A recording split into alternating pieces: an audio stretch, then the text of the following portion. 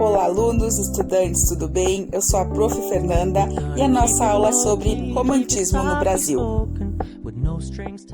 No final do século XVIII, Napoleão Bonaparte ameaça invadir Portugal. Com essa ameaça iminente, Dom João e sua corte vêm para o Rio de Janeiro em 1808. Com a chegada da corte, algumas melhorias são efetuadas na cidade, como a drenagem dos esgotos, a ampliação de ruas e a colocação de calçadas. Alguns bairros são criados e existem até hoje, como Glória, Flamengo e Botafogo. O rei estimulou a implantação de escolas e criou a primeira escola médico-cirúrgica na Bahia, considerada a primeira instituição de ensino superior no Brasil. Criou a imprensa régia, representando um grande estímulo à produção literária brasileira, pois antes, os autores que escreviam em solo brasileiro tinham que mandar suas obras para Portugal para que lá virassem livro e pudessem voltar. Em 1815, deixamos de ser colônia. Isso foi uma jogada política para que o rei pudesse ampliar os seus poderes de mandos na área brasileira. Com isso, passamos a chamar Reino Unificado a Portugal.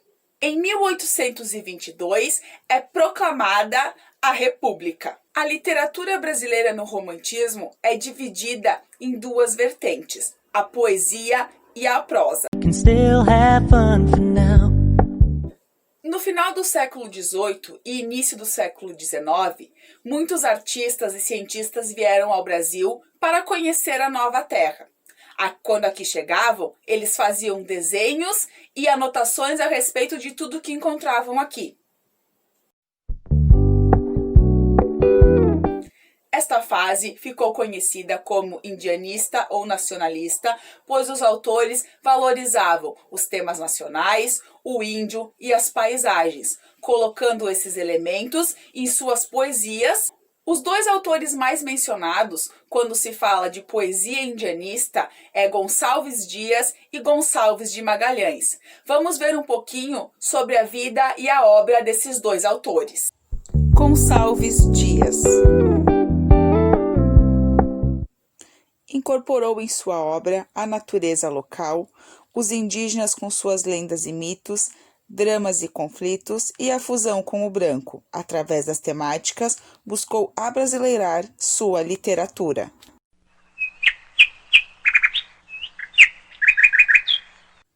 Sua obra mais conhecida é Canção do Exílio, que trata das saudades da pátria amada, a comparação das paisagens naturais, exaltando com força o que o Brasil tem de bom e mais admirável.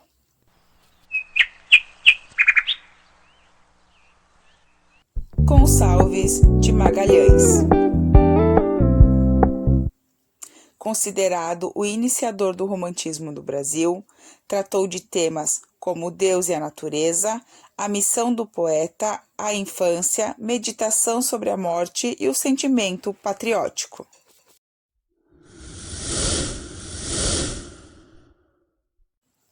Suas poesias mais importantes denunciaram a exploração do homem branco, principalmente o colonizador, em relação ao território brasileiro e os índios. Evidenciou, em alguns casos, batalhas travadas entre índios e brancos.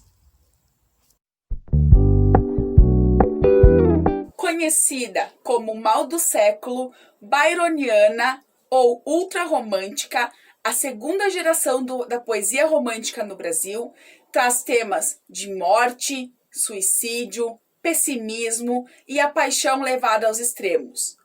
Os romancistas acreditavam que a morte seria a única solução para um amor que não fosse correspondido.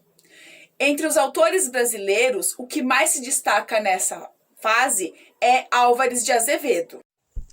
Álvares de Azevedo. Impregnado de afetação byroniana, Azevedo usou a melancolia e a previsão da morte em suas obras. Ambientes noturnos e sombrios foram temáticas recorrentes em seus escritos. Escreveu poesias, mas seus contos são mais populares.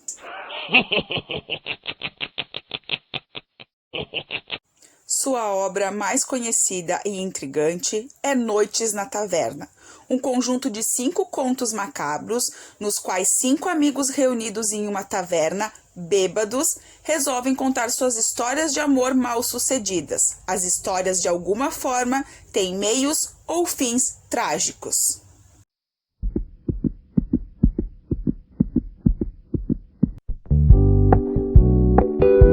A terceira geração da poesia romântica no Brasil acontece em meio a uma crise econômica profunda. Dom Pedro II herda do pai um país afundado em dívidas. Nesse momento, existem várias lutas abolicionistas. Alguns autores colocaram em suas obras o desejo de libertação dos escravos. Castro Alves é o nome mais importante quando se fala desse momento na poesia. Castro Alves.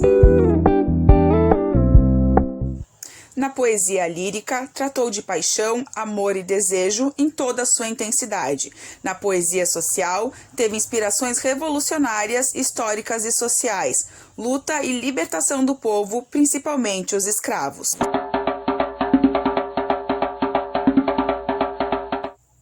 Seu poema mais conhecido, triste e gritante, é Navio Negreiro, que trata da vinda dos escravos para o Brasil. No poema, Alves nos faz sentir a dor, a angústia e o sofrimento dos negros do momento em que eram retirados de sua terra e a vinda nos navios até chegar em solo brasileiro.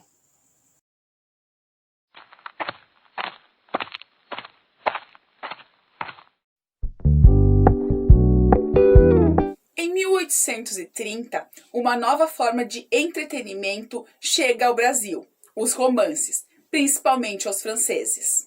A circulação dos romances passa a ser em periódicos, os jornais da época.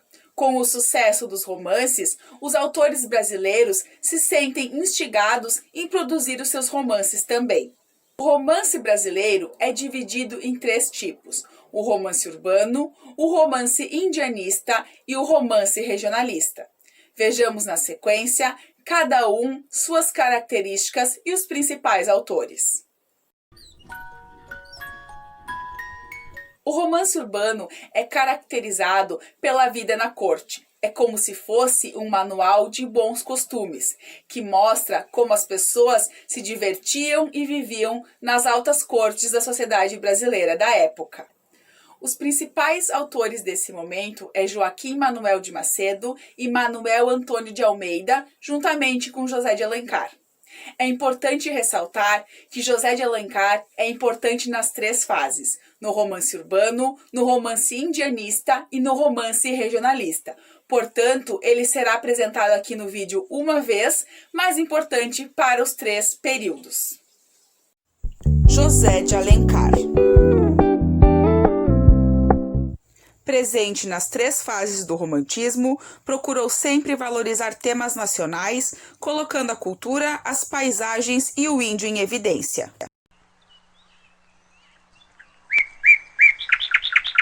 Muitas obras de Alencar podem ser destacadas nessa fase, como Senhora, Lucila, Diva.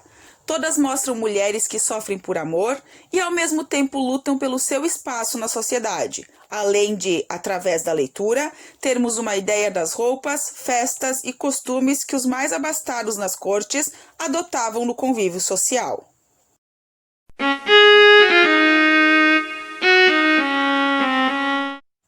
Joaquim Manuel de Macedo. Um dos fundadores do romantismo, suas histórias evocam aspectos da vida carioca na segunda metade do século XIX, com simplicidade de estilo, senso de observação dos costumes e vida familiar. Sua principal obra é A Moreninha. Trata de um amor de infância que fora esquecido. Em meio a reviravoltas e uma aposta, esse amor é retomado e tudo só é possível graças a um camafeu. Manuel Antônio de Almeida. Considerado o primeiro romancista urbano, sua obra retrata a vida do Rio de Janeiro no início do século XIX. Romance de cunho realista, sem artifícios, apenas a verdade da vida na corte. Memórias de um sargento de milícias, sua principal obra, traz Leonardo, o retrato do malandro brasileiro que vive enganando as pessoas, até que entra para a polícia da época em busca de tomar juízo e viver um grande amor. O romance indianista traz à tona a cultura, a crença e a vida dos indígenas. Ela é importante, pois ressalta, através da natureza, os pontos fortes do Brasil. O índio, nesse momento, é tido como o grande herói nacional. O principal autor desse momento é José de Alencar, que já foi apresentado anteriormente. A sua obra de destaque é Iracema. Iracema é a heroína da história. Apaixona-se pelo português Martin. Toma a decisão mais corajosa de sua vida ao fugir com o português para uma praia no Ceará. Ela dá à luz a Moacir, o filho da dor.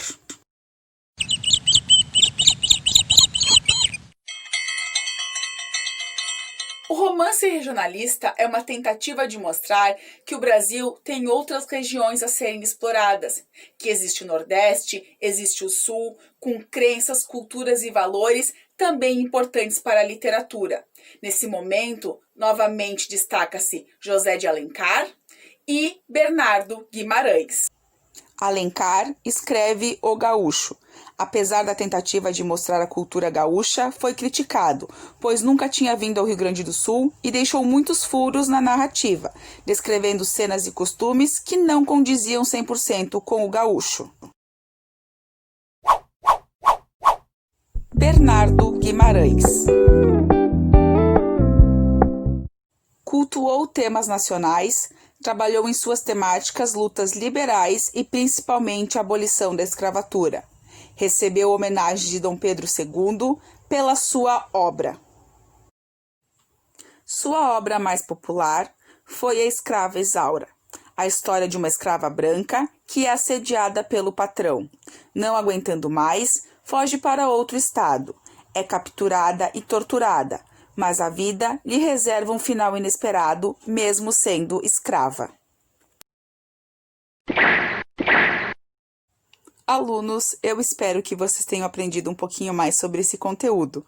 Bons estudos!